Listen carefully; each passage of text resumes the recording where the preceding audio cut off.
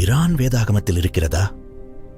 வேதாகமத்தில் ஈரான் என்ற பெயர் நேராக வராது, ஆனால் பேர்சியா என்று வருகிறது.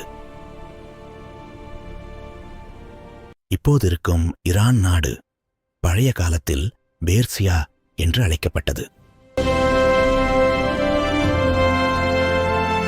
டேனியல் புத்தகத்தில் பேர்சியா ஒரு பெரிய உலக அரசாட்சியாக குறிப்பிடப்படுகிறது.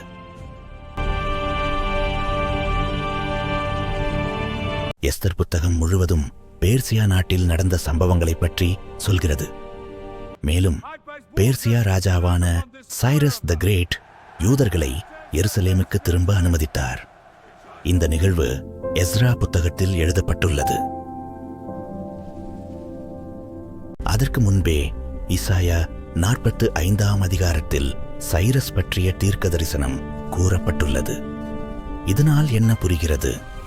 பேர்சியா அரசாட்சியும் தேவனுடைய திட்டத்தில் ஒரு முக்கிய பங்கு வகித்தது. அதனால் ஈரான் வேதாகமத்தில் பேர்சியா என்ற பெயரில் வருகிறது.